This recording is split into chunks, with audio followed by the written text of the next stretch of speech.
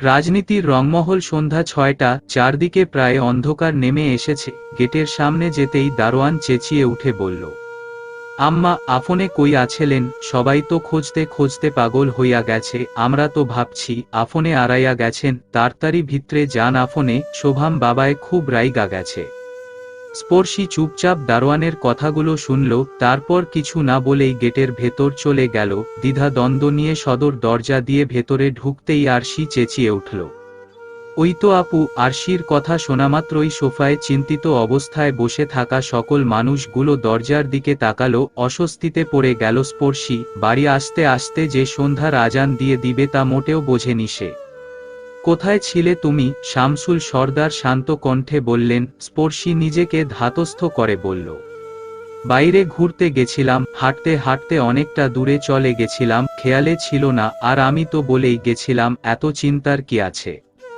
শামসুল সর্দার phone হাতে নিয়ে শোভামকে call করলেন। সাথে সাথেই ওপাশ থেকে রিসিভড হলো, স্পর্শিয়া বাড়িতে এসেছে, চিন্তার কিছু নেই, আর খুঁজতে হবে না। শোভাম কি বলল তা শোনা গেল না। স্পর্শী সবাইকে পাশ কাটিয়ে রুমের মধ্যে ঢুকে গেল। শিকদার বাড়ির বসার রুমে সোফায় উল্টো হয়ে পা ঝুলিয়ে শুয়ে আছে পাভেল। পাশের সোফাতেই পরশ ফোন স্ক্রুল করছে মনোযোগ সহকারে। পাভেল কতক্ষণ পর পর অসহায়ের মতো ভাইয়ের দিকে তাকিয়ে খোঁচাচ্ছে, আর পরশ চোখ রাঙিয়ে থামতে বলছে। মহিউদ্দিন শিকদার উপর থেকে নিচে নেমে সোফায় বসলেন, হাঁক ছাড়লেন পিয়াসার উদ্দেশ্যে, চা দিয়ে যাও আমার। এরই মধ্যে গুটি গুটি পায়ে প্রেমাও নেমে এলো। মায়ের উদ্দেশ্যে সিঁড়িতে দাঁড়িয়েই বলল, আমার চাটাও দিয়ে যেও। পাভেল নিজেকে আর সামলাতে পারল না, দ্রুতবেগে শোয়া থেকে উঠে বসল। পরশের পাশে গিয়ে নিচু স্বরে বলল, তুই ভাবতে পারছিস টানা 1 ঘন্টা ধরে চুপ আছি আমি? একবার ভাবতো কতটা কষ্ট হচ্ছে আমার। প্লিজ এমন করিস না, আমি আর লুকাতে পারবো না। আচ্ছা, আমি তো বাইরের কাউকে বলছি না, ব্যাস ঘরে আব্বু আম্মুকে বলবো। ওরা তো আর ঢাক ঢোল পিটিয়ে তোর ক্ষতি চাইবে না। প্লিজ বলি, নইলে আর 5 মিনিট চুপ থাকলো আমার পেট ফেটে যাবে। পরশ পুনরায় চোখ রাঙালো। পাভেলের করুণ চাহনি দেখে হতাশার শ্বাস ফেলল। কোন কুক্ষণে যে এই পেট পাতলাটাকে নিয়ে বিয়ে করতে গেছিল কে জানে।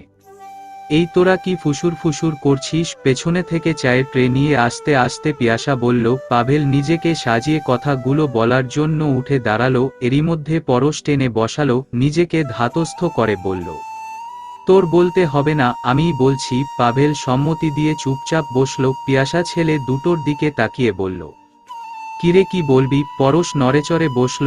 সে নিশ্চিত এই কথা শোনার পরে শিকদার বাড়িতে ছোটখাটো একটা ভূমিকম্প হয়ে যাবে। চায়ের কাপ হাতে নিয়ে মায়ের উদ্দেশ্যে বলল, তুমি একটু বসো, আমি বলছি সব। পিয়াসা ভ্রু কুঁচকে তাকালেন। কি বলবে পরশ? পরক্ষণেই স্বামীর দিকে তাকিয়ে বসলেন। পরশ লম্বা দম ফেলল, বলল, আমি বিয়ে করে নিয়েছি। ছোটখাটো একটা বাজ পড়ল পিয়াসা মহিউদ্দিনের মাথায়। তারা যেন কথা বলতেই ভুলে গেছে। বাবা মাকে চুপ থাকতে দেখে পরশ আবারও বলল, বলেছিলাম না একটা মেয়েকে পছন্দ হয়েছে। স্পর্শিয়া ওর নাম। জাহাঙ্গীরনগর বিশ্ববিদ্যালয়ে পড়ে। সাবেক সংসদ সদস্য শামসুল আঙ্কেলের মেয়েও। শোভামের বোন। বুঝতেই তো পারছো, ওরা আমার সাথে কখনোই নিজেদের বাড়ির মেয়ে বিয়ে দেবে না। তার উপর শোভাম বারবার স্পর্শীর উপর বিয়ের চাপ দিচ্ছিল, তাই আজ বিকালেই কোর্ট কাবিন করে রেখেছি। বিশ্বাস করো, এত ঝামেলা না হলে কখনোই তোমাদের লুকিয়ে চুরিয়ে বিয়ে করতাম না। আর তাছাড়াও শুধুমাত্র বিয়েটাই তো করেছি।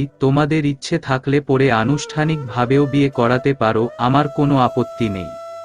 পরশ প্রত্যেকটা কথার ফাঁকে ফাঁকে বাবা মায়ের দিকে তাকাচ্ছে, কিন্তু তারা নির্বাক। পিয়াসার চোখ টলমল করছে পানিতে। কতক্ষণ পরপর নাক টানছে। পরশ আবারও বলল, আব্বু তোমরা কিছু বলছো না যে? মহিউদ্দিন দীর্ঘশ্বাস ছাড়লেন, ছেলের দিকে তাকিয়ে বললেন, তোমার উপর ছোটবেলা থেকেই কোনো সিদ্ধান্ত চাপিয়ে দেয়নি আমরা। যা মনে হয়েছে তাই করেছো, বাধাও দেইনি। কারণ তুমি বুদ্ধিমান। নিজের বা আমাদের পরিবারের উপর আঙুল উঠুক এমন কাজ করনি। তাই তোমার কোনো সিদ্ধান্ত নিয়ে ভাবনা চিন্তাও করতে হয়নি আমাদের। চোখ বন্ধ করে বিশ্বাস করেছি। বিসিএস দেওয়ার পর কোথায় চাকরি করবে তা না, রাজনীতি নিয়ে মেতে আছো, নির্বাচনে দাঁড়াচ্ছ, জয়ীও হচ্ছ, ভালো কথা। এখন আবার বিয়েও করেছো, তাও বিরোধী দলের নেতার বোনকে। ভেবেচিন্তে করেছো তো?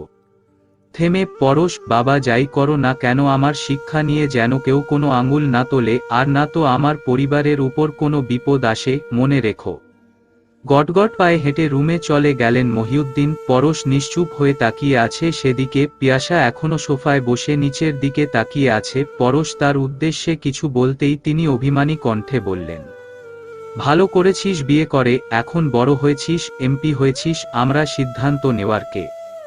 বলেই তিনিও চলে গেলেন রুমের দিকে। প্রেমাও নীরব দর্শকের মতো কোনো কথা না বলেই চলে গেল। তার মধ্যে না দেখা গেল কোনো রাগ, আর না তো কোনো উত্তেজনা। পরশ হতাশ হয়ে পাভেলের দিকে চাইল। পাভেল আমতা আমতা করে বলল, আমার দোষ দিবি না, আমি তো ভালোই করেছি। এখন বলেছিস একটু রাগ করেছে, আবার ঠিক হয়ে যাবে, কিন্তু পরে যদি অন্য কারো থেকে শুনতো তখন কতটা কষ্ট পেত ভাবতে পারছিস? পরশ আর কিচ্ছু বলল না। হাতের ঘড়ির দিকে তাকিয়ে দেখল 7:30 বাজে। পার্টি অফিসে যেতে হবে তাকে। গটগট পায়ে নেমে এলো বাড়ির বাইরে। পাভেলও ছুটে গেল ভাইয়ের পিছু পিছু। পিঠাপুলির আয়োজনে মেতে উঠেছে সর্দার বাড়ি। নানান ডিজাইনের নানান রকমের নকশি পিঠা বানাচ্ছে বাড়ির গৃহিণীরা। স্পর্শীও তাদের সাথে বসে হাতে হাত লাগাচ্ছে। খুশিতে উপচে পড়ছে মুখের লাবণ্যতা। কখনো এসব না বানানো হলেও সবার সাথে হাতে হাত লাগাতে বেশ ভালো লাগছে তার। কেউ বানাচ্ছে, কেউ ভাজছে, আর আরশি সে তো ভাজা পিঠা ঠান্ডা করে করে বোনের মুখে দিচ্ছে, আবার নিজেও খাচ্ছে। এমনই উৎসব মুখর রাতের পুরো আনন্দকেই ভেস্তে দিয়ে বসার ঘরে ঢুকল শোভাম সহ আরও 3টা ছেলে। গর্জন ছাড়ল স্পর্শী নাম ধরে। চমকে রান্নাঘর থেকে বের হলো স্পর্শী, সাথে অন্যান্য মহিলারাও কি দিল। শামসুল সর্দার ঘরে বসে ছিলেন। ছেলের গর্জন শুনতাই তিনিও বের হলেন রুম থেকে। শোভাম সোফার সামনে আসতেই রেগে কাচের টেবিলটাকে 2 হাত দিয়ে ছুঁড়ে ফেললেন। হাত ভীষণ নিষ্পিস করছে, পারছে না ঠাস ঠাস করে স্পর্শীর গালে থাপ্পড় লাগাতে। তাকে বাইরে আসতে দেখেই শোভাম চেঁচিয়ে বলল, বিকেলে কোথায় গেছিলে? চমকালো স্পর্শী, আশেপাশে চোরা চোখে তাকিয়ে বলল, কতবার বলবো আপনাদের, বললাম তো ঘুরতে বেরিয়েছিলাম। তেরে আসলো শোভাম স্পর্শীর দিকে। এরই মধ্যে শামসুল সর্দার হাঁক ছাড়লেন, কি সমস্যাটা কি তোমার? এভাবে তেরামি করছো কেন বাড়ির মধ্যে? শোভাম বাবার দিকে তাকালো, রেগে চেঁচিয়ে বলল, আব্বু, আপনার মেয়ে ঘুরতে ঠিকই গিয়েছিল, তবে সেটা পরশের সাথে। ওর বাইকে করে পিরোজপুর সদর পর্যন্ত ঘুরে এসেছে। এরকম অসভ্য মেয়েকে কি করা উচিত আপনিই বলুন। মাথা তুলতে পারছিলাম না আমি। বাজারে সবাই টিটকারি মারছিল আমায়, বলছিল হেরে গিয়ে এখন বোনকে লেলিয়ে দিয়ে এমপির সাথে সম্পর্ক করতে চাইছি আমি। আপনার এই বেয়াদব মেয়ের জন্য আমায় কথা শুনতে হবে কেন? জিজ্ঞেস করুন ওকে। বারণ করার পরেও কেন ও পরশের সাথে গেছিল? বেহায়াপনা করতে লজ্জা করে না? এত বড় মেয়ে অথচ অন্য পুরুষের সাথে সারা দিন রাত চিপকে বসে থাকে। চরিত্র ঠিক করতে বলুন আপনার মেয়েকে। অপমানে নীল হয়ে গেল স্পর্শী। এই লোক তার চরিত্র তুলে কথা বলছে। রাগে জেদে এগিয়ে এলো শোভামের দিকে, চেঁচিয়ে বলে উঠল, কে আপনি? আমার চরিত্র তুলে কথা বলার সাহস হয় কি করে আপনার? কোন অধিকারে আমাকে এতগুলো কথা বলছেন? খবরদার, আমাকে এই বাড়ির মেয়ে বউদের সাথে গুলিয়ে ফেলবেন না। যে যখন যা ইচ্ছা করবেন আর মুখ বুঝে সহ্য করব, জিভ টেনে ছিঁড়ে ফেলব। নিজে ধোয়া তুলসী পাতা নাকি? থেমে গিয়েছিলাম আমি। পরশ শিকদারের সাথে পুরো বিকাল কাটিয়ে এসেছি। সারা সদর তার বাইকে করে ঘুরে এসেছি। তো তাতে কি হয়েছে? আমি আমার স্বামীর সাথে সারা বিকাল কেন সারা জীবন কাটালেও আপনাদের কি অধিকার দেখাচ্ছেন? খুব দরদ উতলে পড়ছে না আমার প্রতি? বাড়ির মেয়ে, বাড়ির সম্মান যাবে তো। এতদিন কোথায় ছিল এই সম্মান? যখন ছোটবেলা থেকে বাড়ির বাইরে ছিলাম তখন মনে পড়েনি? যখন গত 3টা বছর ধরে হোস্টেলে পড়ে আছি তখন মনে হয়নি বাড়ির মেয়ে হোস্টেলে থাকবে কেন? হোস্টেলে আমি কোথায় থাকি, কি করি, আদৌ রাতে ফিরি কি না, নাকি বাইরের ছেলেদের সাথে আড্ডা দেই, এসব কখনো খোঁজ নিয়ে জেনেছেন আপনারা? আজ যেই আপনাদের বিরোধী কারো সাথে সম্পর্কে জোরালাম অমনি বাড়ির মেয়ে হয়ে গেলাম। থেমে শামসুল সর্দারের দিকে তাকিয়ে, মাসের শেষে 15,000 টাকা দিয়েই দায়িত্ব পালন করা যায় না? যদি সামর্থ্য থাকতো না তাহলে কবেই ওই টাকা ছুঁড়ে এ বাড়ির চৌকাঠে ফেলে যেতাম। লম্বা দম নিল স্পর্শী। বাড়ির সবার মুখ থমকে আছে। নিজেকে সংযত করে শান্ত গলায় বলল, আমার লাইফে ইন্টারফেয়ার করার অধিকার আমি কাউকে দেয়নি। আমার না আছে ভাই আর না আছে বাবা। আমাকে আমার মতো থাকতে দিন। এতদিন পর এসেছি, থাকতে বলেছেন তাই থাকছি। তার মানে এটা নয় আমার উপর অধিকার ফলানোর চেষ্টা করবেন আপনারা। চেঁচিয়ে উঠল শোভাম, হেসে দিয়ে বলল, তোমার কি মনে হয় ওই জানোয়ারটা তোমায় নিয়ে সংসার করার জন্য বিয়ে করেছে? আদৌ বিয়ে করেছে তো নাকি কোনো এগ্রিমেন্ট পেপারস ছিল? আরে ওকে আমি চিনি না, আবার দিন পরে ভোগ শেষ হলে ছুঁড়ে বাইরে ফেলে দেবে, তখন গলায় দড়ি ছাড়া আর উপায় থাকবে না তোমার। নষ্টা মেয়ে কোথাকার, দাঁতে দাঁত পিষে বলল। রাগে সারা শরীর থরথর করছে স্পর্শীর। তাকে নষ্টা বলল অথচ বাড়ির সবাই নিশ্চুপ। এই মুহূর্তে ইচ্ছে করছে এ বাড়ি থেকে বের হয়ে যেতে, কিন্তু অচেনা জায়গায় এত রাতে কোথায় যাবে সে? রাগে জেদে হাত পা থরথর করে কাঁপছে, দ্রুত পায়ে ছুটে গেল রুমের দিকে। ব্যাগটা গোছানোই ছিল, ট্রলি হাতে নিয়ে সদর দরজা দিয়ে সোজা বাইরে বের হয়ে এলো। পেছনে বাড়ির মহিলা রাজসহ মহিউদ্দিন ও আটকানোর চেষ্টা করল, কিন্তু স্পর্শী কারো কথাই কানে নিল না। শোভাম তেরে গিয়ে স্পর্শীর হাত ধরল, টেনে হিচড়ে রুমে নিয়ে বাইরে থেকে দরজা আটকে দিল।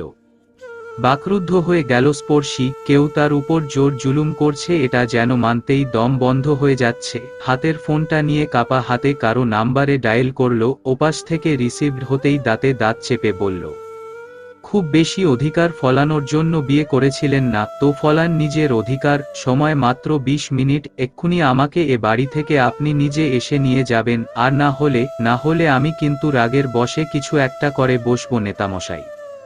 রাত 9:30। দলের বড় বড় রাজনৈতিক নেতাদের সাথে গোপন বৈঠকে বসেছিল পরশ। এরই মধ্যে স্পর্শীর ফোন পেতেই অবাক হয়ে রিসিভড করেছিল। ওপাশ থেকে তার বলা হুমকিস্বরূপ কথাগুলো শুনতাই ভ্রু কুঁচকে ফেলল। স্পর্শীর গলা কাঁপছিল, ভীষণ রেগে ছিল, কণ্ঠ শুনেই বোঝা যাচ্ছিল খুব কষ্ট করে কান্না আটকে রাখতে চাইছিল। সামনে তাকিয়ে দেখল সবাই তার দিকে কৌতূহল নিয়ে তাকিয়ে আছে। তোয়াক্কা করল না পরশ, স্পর্শীর উদ্দেশ্যে ধীর কণ্ঠে বলল, স্পর্শিয়া, কি হয়েছে? কান্নায় ঠোঁট ভেঙে আসছে স্পর্শীর, তাও নিজেকে সামলালো, কণ্ঠে সামান্য তেজ এনে বলল, আপনি আসবেন কি না? ওদিকে যে কিছু একটা হয়েছে সেটা বুঝে গেল পরশ ছোট্ট করে বলল, আসছি। ফোন কেটে দিল পরশ। চেয়ার ছেড়ে উঠে দাঁড়িয়ে সবার উদ্দেশ্যে বলল, আমার একটা গুরুত্বপূর্ণ কাজ পড়ে গেছে, আজকের মিটিং এখানেই ক্যান্সেল, আগামীতে সময় করে আপনাদেরকে খবর দেওয়া হবে। এরপর পাভেলের উদ্দেশ্যে বলল, কমিশনার সাহেবকে ফোন দে, এক্ষুনি সর্দার বাড়িতে যেতে হবে, আর হ্যাঁ, রেজিস্ট্রি পেপারও সাথে রাখিস। পাভেল আর দ্বিমত করেনি, ফোন হাতে বেরিয়ে গেল রুমের বাইরে। চেয়ারে গা এলিয়ে দিল পরশ। চাইলেই সে নিজে গিয়ে স্পর্শীকে নিয়ে আসতে পারে, এত প্রমাণ পুলিশ কিছুর দরকার ছিল না, কিন্তু সেটা বর্তমানে তার সাথে মানানসই হবে না। বিরোধী পক্ষের লোকেরা বিভিন্নভাবে তার দোষ ধরার জন্য ওত পেতে রয়েছে। তেমন কোনো ক্ষতি করতে না পারলেও সম্মানে যে আঘাত লাগবে সেটাই অনেক বড় বিষয়। এমনিতেও বাবা বিয়েটা নিয়ে বেশ ঘাবড়ে আছে। অলরেডি 20 মিনিট হয়ে গেছে। যত সময় যাচ্ছে স্পর্শীর তত রাগ বাড়ছে। আচ্ছা, সে তো বলে দিল নেতামশাই 20 মিনিটের মধ্যে না এলে কিছু একটা করে বসবে, কিন্তু এই বন্ধ ঘরের মধ্যে সে কি করবে? সুইসাইড ভাবতেই হাসি পাচ্ছে স্পর্শীর। সে করবে সুইসাইড, তাও এই সামান্য কিছু ব্যাপারের জন্য? তার জীবন কি অত সস্তা নাকি? পুনরায় চিন্তিত মুখে চারদিকে তাকালো।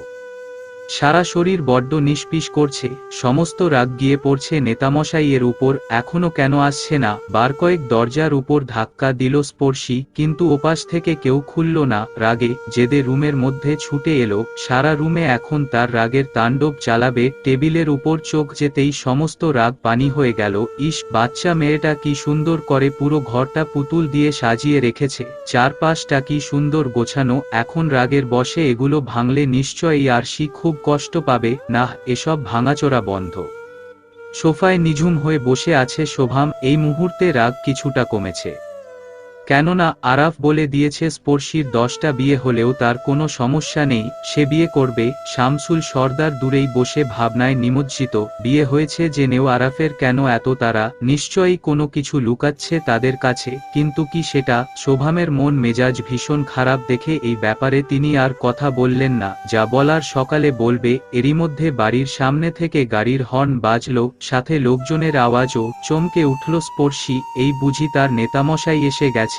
সোফা থেকে উঠে বাড়ির সদর দরজায় গেল শোভাম। গেটের দিকে তাকাতেই তার চক্ষু চড়কাচ পরপর 5টা মাইক্রো এবং শখানেক মোটর সাইকেল থামল সর্দার বাড়ির গেটের সামনে। পরশ বিয়ে করেছে, তাও সর্দার বাড়ির বড় মেয়েকে। এ কথা শোনামাত্রই দলের বাকি সবাই রওনা দিয়েছে তার সাথে। সামান্য কোথাও জনসভা থাকলেও পরশ শিকদারের গাড়ির সামনে ও পিছনে তাকে গার্ড দেওয়ার জন্য দলের তরুণ যুবকরা শত খানিক মোটর সাইকেল নিয়ে রেডি থাকে। দারোয়ান গেট খুলতেই চঞ্চল পায়ে ভেতরে চলে যায় পরশ, সাথে কমিশনার সহ তার ফোর্সের কিছু পুলিশ, পরশের বডিগার্ড, পাভেল সহ দলের ছেলেরা। সদর দরজার সামনে আসতেই পরশের ইশারায় সবাই সেখানে দাঁড়িয়ে থাকে। শুধুমাত্র কমিশনার, পাভেল, পরশ ও দুজন বডিগার্ড ঢুকল বাড়ির মধ্যে। পরশকে দেখতেই হেরে যাওয়ার ব্যথাটা আরও মাথাচাড়া দিয়ে উঠল শোভামের। কমিশনার এবং পুলিশ থেকে নিজেকে যথাসম্ভব সামলে রাখল শামসুল সর্দার। বেশ আতিথেয়তার সহিত তাদের সোফায় বসতে দিলেন এবং মহিলাদের হুকুম দিলেন নাস্তার জন্য। শামসুল সর্দার পরশের দিকে একবার চাইলেন। সোফায় বসে পায়ের উপর পা তুলে বেশ দাম্ভিকতার সাথে বসেছে সে। টগবগে এই তরুণ যুবককে দেখে নিজের যুবক বয়সের ছবি ভেসে উঠল। শোভাম কিছু বলে উঠতেই শামসুল সর্দার ইশারা দিলেন থামার জন্য। তারপর নিজে কমিশনারের দিকে তাকিয়ে বললেন, হঠাৎ এই সময়ে আসলেন যে কমিশনার সাহেব? কোনো গুরুত্বপূর্ণ কাজ ছিল বুঝি? নড়েচড়ে বসলেন কমিশনার, বললেন, এমপি সাহেব তার স্ত্রীকে নিয়ে যেতে এসেছেন। কোথায় আপনার মেয়ে? তেতে উঠল শোভাম, দাঁতে দাঁত চেপে বলল, স্ত্রী মানে কি? হ্যাঁ, কখন বিয়ে হলো আমার বোনের? হলে আপনারা জানতেন না? নয়ে পড়ল কমিশনার, সত্যিই তো সে কিছু জানে না, এমনকি কেউই কিছু জানে না। পরশ শান্ত ভঙ্গিতে শামসুলের দিকে তাকালো, তারপর বলল, স্পর্শিয়া কোথায় আঙ্কেল? চমকে উঠল স্পর্শী। দরজার উপর হেলান দিয়ে কান পাচ্ছিল সে। পরশের কণ্ঠস্বর শুনতাই চেঁচিয়ে উঠে বলল, নেতামশাই, আমি এখানে, একদম কোনার রুমে। চকিতে চাইল পরশ, কোনার রুমের তো দরজা বন্ধ, তাহলে কি স্পর্শিয়াকে আটকে রাখা হয়েছে? নিমিষেই মাথা গরম হয়ে গেল তার। সোফা থেকে উঠে গটগট পায়ে সোজা রুমের সামনে গেল। তালাবদ্ধ নয়, তবে সিটকিনি লাগানো। ত্রস্ত হাতে দরজা খুলতেই হকচকিয়ে গেল স্পর্শী। এত তাড়াতাড়ি দরজা খোলা হবে ভাবেনি সে, তাই তো দরজার সাথে একদম লেপ্টে কান পাচ্ছিল বাইরের কথায়। পরশকে দেখা মাত্রই পাশ থেকে ফোন আর ট্রলি হাতে নিল পরশ। এক হাত দিয়ে ট্রলি নিয়ে অন্য হাত দিয়ে স্পর্শীর হাত ধরে বাইরে চলে আসলো। শামসুল সর্দার এখনো শোভামের হাত ধরে চেপে রেখেছে। পরশকে তখন উঠতে দেখেই সেও ছুটতে চেয়েছিল তার পিছু পিছু। হয়তো হাতাহাতি হয়ে যেত দুজনার মধ্যে, সেই ভয়ে তিনি ছেলেকে আটকান। বসার ঘরে পরশ এসে কণ্ঠে গাম্ভীর্যতা এনে বলল, সম্পর্কটা স্বাভাবিকভাবেই পরিপূর্ণ করতে চেয়েছিলাম, কিন্তু আপনাদের জন্য অস্বাভাবিক ঘটনা ঘটাতে বাধ্য হলাম। আমি আমার স্ত্রীকে নিয়ে গেলাম, আসি। বলেই গটগট পায়ে বেরিয়ে যেতে লাগলো। এরই মধ্যে শামসুল সর্দার তেজি স্বরে বলল, তুমি যে ওকে বিয়ে করেছো তার প্রমাণ কি? কোন সাহসে আমার বাড়িতে এসে আমারই সামনে আমারই মেয়ের হাত ধরে বের করে নিয়ে যাচ্ছ? পরশ পিছু চাইল। পাভেলকে ইশারা করতেই সে রেজিস্ট্রি পেপার কমিশনারের হাতে দিল। পেপারে চোখ বোলাতেই আতকে উঠলেন কমিশনার। শোভামের দিকে তাকিয়ে তেজি সুরে বললেন, মশকরা পেয়েছেন? রেজিস্ট্রি পেপারে তো সাক্ষী হিসেবে আপনি নিজেও সই করেছেন, তাহলে এখন মানছেন না কেন? চমকে তাকালো শোভাম। কমিশনারের হাত থেকে টেনে নিয়ে গেল কাগজ। চোখ বোলাতেই আশ্চর্য হয়ে গেল। অবিকল তার স্বাক্ষর, তবে এটা যে নকল সই সে বিষয়ে নিশ্চিত। পরশ নিজেও চমকালো। পাভেলের দিকে তাকাতেই দেখল সে তার দিকে দাঁত কেলিয়ে তাকিয়ে রয়েছে।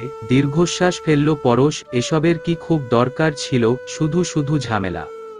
শামসুল সর্দার আর কিছু বললেন না। কী বা বলবেন তিনি? সাবালিকা মেয়ে, তার উপর বিয়ে হয়ে গেছে, এক্ষেত্রে কি করতে পারেন তিনি? মেয়েটা তো নিজেই তেরা। বাধা দিতে গেলে সবার সামনে যদি তেরামি করে বসে, তাহলে যে মান সম্মান যা ছিল তাও থাকবে না। সবার সামনে থেকে পুনরায় স্পর্শীর হাত ধরল পরশ। সামনে এগোতেই হাতে টান পড়তে পিছু চাইল। স্পর্শী হাত ছিটকে কঠিন চোখে পরশের দিকে তাকিয়ে রইল। থমথমে মুখে বলল, আমার চোখ আছে দেখার জন্য, হাঁটার জন্য ও পা আছে, আমি নিজেই যেতে পারবো। থেমে দাঁতে দাঁত চেপে বলল, আমাকে থাপ্পড় মেরেছিলেন না, ভুলেও হাত ধরার চেষ্টা ও করবেন না, একদম মুচড়ে দিব হাত। অবাক হয়ে তাকিয়ে রইল পরশ। এতটা তেরা কিভাবে হয়? মাথায় যখন যা আসে তাই করে ফেলে। এক্ষুনি তো ঠিক ছিল, এর মধ্যে আবার ভূত চেপে বসল। নিচের দিকে তাকিয়ে হতাশার শ্বাস ফেলল পরশ। স্পর্শী অলরেডি সামনে হেঁটে গেছে, পরশও বেরিয়ে গেল। আর পাভেল, সে তো পুনরায় হতাশার সুর টেনে ভাইয়ের কানের কাছে গিয়ে বলল, একে কিভাবে সামলাবি ভাই? শিকদার মহলের সামনেই গাড়িগুলো থামল। একেবারে স্পর্শীকে ঘরে উঠিয়ে তারপরেই বিদায় নেবেন কমিশনার সাহেব। গাড়ি থেকে বের হতেই অস্বস্তিতে নুইয়ে রইল স্পর্শী। অচেনা জায়গা, অচেনা মানুষ, আদৌ পারবে তো সবার মন রাখতে? পরশ তাকে ফেলেই সামনের দিকে হেঁটে গেল। আহাম্মক বনে গেল স্পর্শিয়া। দ্রুত পায়ে গিয়ে পরশের পাশে বিড়াল ছানার মতো গুটিসুটি পাকিয়ে হাঁটতে লাগলো। এক পর্যায়ে নিজে থেকেই পরশের ডান হাত আলতো ভাবে ধরল। মুহূর্তে দাঁড়িয়ে পড়ল পরশ। স্পর্শীর দিকে ভ্রু কুঁচকে তাকাতেই বলল, আমার কেমন কেমন জানি লাগছে। পরশ হাসল, তারপর স্পর্শীর হাত থেকে আলগোছে নিজের হাতটা ছাড়ালো, বলল, একি, তোমার চোখ আছে, পাও আছে, আমাকে ধরার কোনো প্রয়োজন তো নেই, যাও সামনে যাও। মুহূর্তেই চুপসে গেল স্পর্শী। সে তো রাগের মাথায় বলেছিল, তাই বলে এখনো এমন করবে? কলিং বেল চাপতেই ভেতর থেকে দরজা খুলে দেয় পিয়াসা। সামনেই পরশের পাশে অচেনা মেয়েটিকে দেখেই চমকে ওঠে। আশেপাশে ছেলে পেলের অভাব নেই, পুলিশও আছে। কিছু বুঝে ওঠার আগেই পাভেল দ্রুত পায়ে ঘরে ঢোকে, মাকে একপাশে নিয়ে বলে, আম্মু, ওটা ভাইয়ের বউ, তুমি প্লিজ এত লোকের সামনে সিন ক্রিয়েট করো না, বকো, মারো, যাই করে সবাই আগে যাক তারপর। পিয়াসা সামান্য আশাহত হল, তারপর সময় নষ্ট না করেই রান্নাঘরে ছুটল। দূর্বা নেই, মোমবাতি সহ বাদ বাকি সমস্ত জিনিস নিয়ে সাজিয়ে আনলেন বরণ ডালা। তারপর দ্রুত পায়ে ছুটে এলেন সদর দরজার সামনে। মাকে ডালা হাতে দেখেই স্বস্তির নিঃশ্বাস ফেলল পরশ। সে ভেবেছিল এক্ষুনি বুঝি কেঁদেকুটে বন্যা বইয়ে দেবে। বরণের পালা শেষ হতেই রান্নাঘরে ছুটল পিয়াসা। আপাতত দ্রুত হাতে নাস্তা দিয়ে বিদায় করল কমিশনারকে। বাইরেই দলের বাদবাকি ছেলেপেলেরা রয়েছে, এত লোককে তো আর ঘরে এনে হুট করে নাস্তা করানো যায় না। সকলকে বিদায় করতেই পরশ পাভেলকে টাকা দিয়ে বলল বাকি সবাইকে বাজারে নিয়ে মিষ্টি খাওয়াতে। রাত 11টা। বেশ চিন্তিত মুখে বসে আছে মহিউদ্দিন শিকদার। পাশেই তার ভাইসহ স্ত্রী বসে আছে। পিয়াসা ফুপিয়ে উঠে বললেন, বউ যখন বাড়িতেই নিয়ে আসবি তখন সন্ধ্যাবেলায় বললে কি হতো? বিয়েও একা করলি, বউও একা গিয়ে নিয়ে আসলি, আমরা তো কেউ না। আহ পিয়া, থামবে তুমি? মহিউদ্দিন শিকদার বললেন। তারপর পরশের দিকে তাকিয়ে জিজ্ঞেস করলেন, হুট করে এই ঘটনা ঘটানোর কারণ কি? বাবার দিকে তাকিয়ে শান্তস্বরে পরশ বলল, শোভাম ওকে ঘরে আটকে রেখেছিল, বিয়ের কথা চলছিল, আমি কোনো রিস্ক নিতে চাইনি, তাই হুট করেই এমন কাজ করতে হলো। থেমে মায়ের দিকে তাকিয়ে বলল, আশ্চর্য, তুমিই তো আমার বিয়ে দেওয়ার জন্য উঠে পড়ে লেগেছিলে, এখন বিয়ে করেছি বলে কাঁদছো কেন? মেয়ে কি পছন্দ হয়নি? পিয়াসা রেগে বললেন, এটা কোনো বিয়ের মধ্যে পড়ে, কোনো অনুষ্ঠান নাই, মানুষজন নাই, আত্মীয় স্বজন জানে না, এমনকি আমরাও জানি না। আমি কি তোমাদের অনুষ্ঠান করতে বারণ করেছি? শান্ত স্বরে বলল পরশ। মহিউদ্দিন ভাইয়ের দিকে তাকিয়ে বললেন, তাহলে ওই কথাই রইল, আগামীকাল ছোটখাটো একটু আয়োজনে ঘরোয়া ভাবে বিয়েটা হবে, তারপর না হয় সময় করে বড় করে অনুষ্ঠান করব। রাজি হয়ে গেলেন পিয়াসা। তারপর চলে গেলেন রান্নাঘরে। অনেক রাত হয়ে গেছে কিন্তু এখনো কারো খাওয়া দাওয়া হয়ে ওঠেনি। খাবার টেবিলে সবার খাবার বেড়ে একটা প্লেট হাতে নিয়ে উপরে চললেন। পাভেল অবাক হয়ে জিজ্ঞেস করল, এটা কার জন্য? পিয়াসা এখনো স্পর্শীর নাম জানে না, সেভাবে কথা বলার সুযোগই হয়নি। সন্ধ্যায় পরশ নাম বললেও খেয়াল করে শোনেনি, তাই উপরের দিকে তাকিয়ে বলল, নতুন বউয়ের জন্য, ওকে প্রেমার রুমে রেখে এসেছি। পাভেল, কেন? প্রেমার রুমে কেন? ভাইয়ের রুমে রাখতে কি সমস্যা? দাঁত কিরমির করে পিয়াসা বললেন, তোর অত মাথা ঘামাতে হবে না, আগে কাল ভালোমতো বিয়েটা হোক, তারপর ও ঘরে যাবে, তার আগে দেখা করার ও দরকার নেই। একদম বাড়াবাড়ি করবি না, আমার কথার যেন একটুও নড়চড় না হয় বলে দিলাম। থ হয়ে মায়ের দিকে তাকিয়ে রইল পরশ। সে তো ভেবেছিল স্পর্শী তার রুমেই থাকবে। মাথা নুইয়ে হতাশার শ্বাস ফেলে প্লেটে হাত বোলাতে বোলাতে বিড়বিড় করে বলল, আশ্চর্য, সব নিয়ম কানুন আমার বেলাতেই হয়। হতাশার সুর টেনে পরশের মাথায় হাত বুলিয়ে পাভেল বলে উঠল, দেখেছিস এমপি হওয়ার প্রবাস্য প্রতিক্রিয়া কত। আজ সাধারণ জনগণ হলে নিজের বউকে টেনে হিচড়ে রুমে নিয়ে দরজা আটকে দিতি, টানা 4-5 দিন ধরে রুম আটকে হরতাল চালাতি। আফসোস এখন আর পারছিস না, তাহলে যে নিজের প্রেস্টিজ কাল মিডিয়ার হাতে কানামাছি খেলবে। থমথমে সর্দার বাড়ি। মুহূর্তে মধ্যেই সবাই স্তব্ধ হয়ে তাকিয়ে আছে ফ্লোরের দিকে। চারদিকে ভেঙে যাওয়া জিনিসপত্রের ছড়াছড়ি, বাড়ির প্রতিটি মহিলা আতঙ্কে নীল হয়ে তাকিয়ে আছে। শামসুল সর্দার হতাশ হয়ে দীর্ঘশ্বাস ছাড়লেন, তারপর ত্রস্ত পায়ে চলে গেলেন নিজের রুমে। স্পর্শীকে নিয়ে যাওয়ার কিছুক্ষণ পরেই করুণ স্বরে আরশির মা বলেছিল, আহারে, মেয়েটা কত খুশি হয়ে আমাদের সাথে পিঠা বানাচ্ছিল, আর ওর ভাগ্যেই রইল না এই পিঠা কি আমাদের গলা দিয়ে নামবে। মুহূর্তেই ছুটে রান্নাঘরে গেল শোভাম, পিঠার হাঁড়ি শুদ্ধ টেনে ফ্লোরে ছুঁড়ে মারল, মুখ দিয়ে অজস্র বিচ্ছিরি গালমন্দ করতে লাগল। নীরব বাধা দিতে গেলে বসার ঘরের পুরনো আমলের বড় বক্স টিভিটা ছুঁড়ে ফেলল ফ্লোরে। মুহূর্তে ভেঙে টুকরো টুকরো হয়ে গেল। আরশি রুমের দরজা সামান্য ফাঁক করে তাকিয়ে আছে বাইরে, ভয়ের চোটে থরথর করে কাঁপছে সে। টিভিটা যে বাবার বড্ড প্রিয়, রোজ নিজ হাতে ওই টিভিটা মোছে সে, আর সেটাই ভেঙে ফেলল এই মুহূর্তে। কেন আগামী কয়েকদিনে আর সে ভাইয়ের সামনে যাবে না? তাকে দেখলেই যদি রেগে মেগে বলে বসে, বড়টার মতো হওয়ার চেষ্টাও করবি না, তাহলে কেটে টুকরো টুকরো করে বস্তায় ভরে বিষখালী নদীতে ফেলে দিব।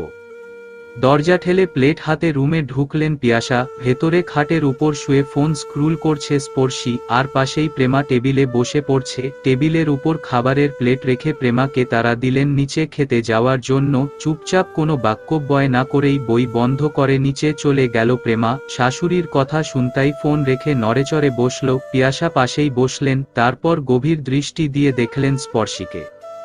মেয়েটার গায়ের রংটা একদম লাজবাব, ফর্সার মধ্যেও একটা তফাৎ থাকে, কারো রং ফ্যাকাশে হয়, কারো রং ধবধবে সাদা হয়, কিন্তু মেয়েটার গায়ের রংটা যেন চেহারার মাধুর্য আরও বাড়িয়ে তুলেছে। মাশাআল্লাহ, পুরো শরীরটা যেন কোনো মায়ার রাজ্য। পিয়াসা স্পর্শীর মুখের দিকে তাকালেন, কোনো সাজসজ্জার ছিটেফোঁটাও নেই, গায়ের কালো রঙের টপসটা যেন সৌন্দর্যকে আরও বাড়িয়ে তুলেছে। দুহাত দিয়ে স্পর্শীর গাল আঁকড়ে ধরলেন, মুখ দিয়ে ছোট্ট সুরে বের করলেন, মাশাআল্লাহ। তারপর হাতের চিকন চুড়ি জোড়া খুলে পরিয়ে দিলেন স্পর্শীর হাতে। স্পর্শীর ভীষণ অস্বস্তি হচ্ছে, তার ঠিক কি বলা উচিত সেটাই ভেবে পাচ্ছে না। আচ্ছা, এই চুড়ি দিল, এখন সে কি ধন্যবাদ বলবে, নাকি চুড়ি খুলে তার হাতে দিয়ে বলবে, নানা শাশুড়িমা, আমার এসব কিচ্ছু লাগবে না।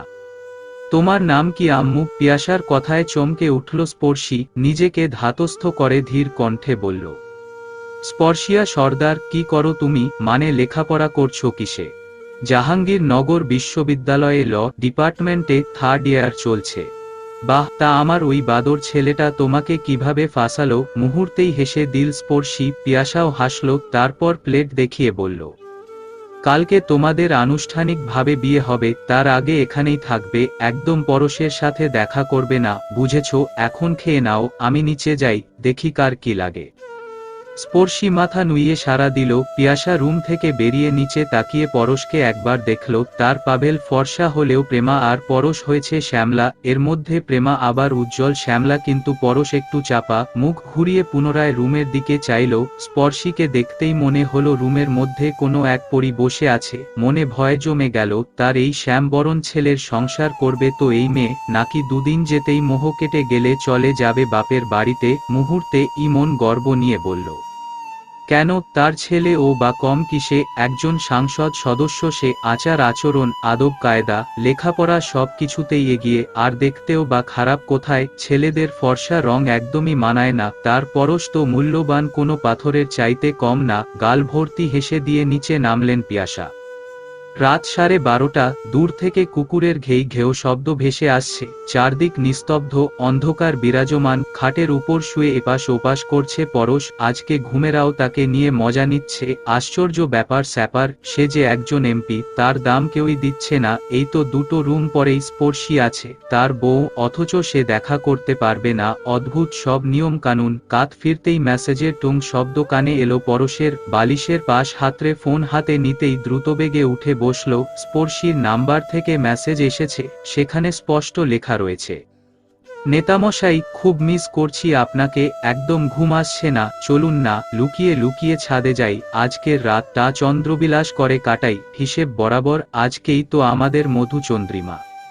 পরশের গলা শুকিয়ে গেল, হাট দ্রুত চলছে, এই মেয়েটা তাকে না মেরে শান্তি পাবে না। দ্রুত পায়ে ফোন রেখে অন্ধকার হাতড়ে স্যান্ডেল পরল, ঘরের লাইট অন না করেই দরজা দিয়ে বাইরে বের হলো, পা টিপে টিপে সবার দৃষ্টির অগোচরে প্রেমার রুমের সামনে এলো, একই দরজা তো ভেতর থেকে বন্ধ, ফোনও আনেনি। পরশ নিজেকে ধাতস্থ করে কিছুক্ষণ পায়চারি করল, তারপর আঙুল দিয়ে দরজার উপর আলতো টোকা দিল, কিন্তু ওপাশ থেকে নিরুত্তর। পরবর্তীতে আবারও টোকা দিল, সাথে স্পর্শিয়া বলে নিচু স্বরে কয়েকবার ডাক দিল। দুম করে উঠে বসল স্পর্শী, দুহাত দিয়ে দিয়ে মুখ চেপে ধরে কোনোমতে নিজের হাসিকে থামালো, তারপর চেহারাকে ভয়কাতুরে করে প্রেমা ঠেলে উঠালো। ঘুমন্ত প্রেমাকে উঠাতে বেশ বেগ পেতে হলো স্পর্শীর, পরবর্তীতে কানের কাছে গিয়ে ছোট্ট করে বলল, এই প্রেমা ওঠো, তোমার রুমে চোর ঢুকেছে। ধরফর করে উঠে বসল প্রেমা, অন্ধকারের মধ্যে স্পর্শীকে নিজের দিকে ঝুঁকে থাকতে দেখে আরো ভয় পেয়ে গেলে। সব সময়ের গম্ভীর থাকতে চাওয়া মেয়েটা ঘুমের ঘোরে ভুলে গেল নিজের অভ্যাসকে, নিজ সত্তাকে বাইরে বের করে বাচ্চাদের মতো ঝাপটে ধরল স্পর্শীকে, কাপা কাপা কণ্ঠে জিজ্ঞেস করল, চোর কখন এসেছে ভাবি? আহাম্মক বনে গেল স্পর্শী, ইচ্ছে করছে হাত পা ছুঁড়ে বিছানায় গড়াগড়ি খেয়ে হাসতে, কিন্তু আফসোস পারছে না। পুনরায় নিজেকে গম্ভীর করে প্রেমার উদ্দেশ্যে বলল, এই তো মিনিট পাঁচেক আগে এসেছে, আমি মেসেজ দিয়েছিলাম তো তাই। অন্ধকারের মধ্যেই ড্যাবড্যাব করে তাকিয়ে রইল প্রেমা, মেসেজ দেওয়ার পর চোর এসেছে মানে কি? মস্তিষ্কে প্রখর চাপ দিয়েও এর উত্তর বের করতে পারল না প্রেমা। সে কি ভাবিকে একবার জিজ্ঞেস করবে? না না, তাহলে যে তাকে বোকা ভাববে। নিজেকে বুদ্ধিমতী প্রকাশ করতে স্পর্শীকে ঝাপটে ধরেই চিৎকার শুরু করে দিল, আম্মু চোর, আব্বু চোর, আমার রুমে চোর। ভ্যাবাচ্যাকা খেয়ে গেল পরশ, সে তো ওদের রুমের সামনেই আছে, তাহলে চোর ঢুকলো কোথা থেকে? পাভেলের রুমে বসেই মহিউদ্দিন শিকদার, পিয়াসা আর পাভেল বিয়ের লিস্ট করছিল, এরই মধ্যে প্রেমার চেঁচামেচির আওয়াজ পেতেই দ্রুত ছুটল পাশের রুমে। পরশকে দেখেই পিয়াসা ভ্রু কুঁচকে ফেলল, তারপর কিছু না বলেই দরজা ধাক্কিয়ে বলল, আম্মু দরজা খোল। মা, এই তো কোথাও চোর। প্রেমার রুম এখনো অন্ধকার, ভয়ের চোটে লাইট জ্বালানোর সাহসটুকুও সে হারিয়ে ফেলেছে। এদিকে স্পর্শীকে এমন ভাবে ঝাপটে ধরে আছে যে তার দম বন্ধ হয়ে যাচ্ছে। শেষে বাধ্য হয়ে প্রেমাকে ছেড়ে দ্রুত লাইট জ্বালিয়ে দরজা খুলল, হুড়মুড় করে ঘরে ঢুকলো সবাই। পরশ ও সবার পেছনে চোরের মতো মুখ করে এগিয়ে এলো। পাভেল, কই চোর? এমন রাক্ষসীর মতো চিৎকার করছিলি কেন? একটুর জন্য অ্যাটাক করিনি। প্রেমা কাদো কাদো কণ্ঠে বলল, ছিল তো এখানে, দরজা টোকা দিচ্ছিল, আর ভাবি নিজেও শুনেছে ওই চোর ডাকছিল তো। মুহূর্তেই পিয়াসার ভ্রু টান টান হয়ে গেল। পরশ অস্বস্তিতে হাঁসফাঁস করছে আর চারদিকে তাকাচ্ছে। স্পর্শীর দিকে তাকাতেই দেখল সে ঠোঁট কামড়ে হাসছে। তুই এখানে এত রাতে কি করছিলি? পিয়াসা পরশের উদ্দেশ্যে বলল। চমকে উঠল পরশ, বলল, আমি তো ওই প্রেমার চিৎকার শুনে আসলাম, চোর চোর বলে চেঁচাচ্ছিল খুব। স্পর্শীর পেট ফেটে আসছে হাসিতে, আফসোস পারছে না। মহিউদ্দিন শিকদার কিছু একটা ভেবে মাথা নিচু করে হাসতে হাসতে বেরিয়ে গেল রুম থেকে। এত সব রুম রেখে চোর তোর রুমটাকেই বেছে নিল, আর বাঁচবে নাই বা কেন? চোর তো নতুন বউয়ের গন্ধ পেয়েছে। মুহূর্তে ইদুম করে পিঠের উপর কিল মারল পরশ, তারপর বলল, তুই কি ইনডিরেক্টলি আমাকে চোর বললি? বললাম না আমি আসিনি, চোর এসেছে শুনে আসলাম। পরশ ছিটকে মায়ের পেছনে গেল, তারপর রসিয়ে রসিয়ে বলল, আজব তো, আমি কি বলেছি নাকি তুই এসেছিলি? এটা তো ওরকম হয়ে গেল না। ঠাকুর ঘরে কে? আমি তো কলা খাইনি। পিয়াসা আর কিচ্ছু বললেন না। পরশকে দেখেই বোঝা যাচ্ছে বেচারা ভীষণ অস্বস্তিতে পড়ে গেছে। পাভেলকে বললেন, তুই রুমে আয়, আরো অনেক লিস্ট বাকি আছে, ঘুমাতে যাব। পাভেল ও আর কিচ্ছু বলল না, মায়ের পিছু পিছু চলে গেল ঘর থেকে। সবাই যাওয়ার সাথে সাথেই স্পর্শী দম ফাটানো হাসিতে মেতে উঠল, পরশের কাছে এসে হাসতে হাসতে বলল, সরি নেতামশাই, আমি সত্যিই বুঝতে পারিনি এত কিছু হয়ে যাবে, বাট আমি কিন্তু দারুণ এনজয় করেছি।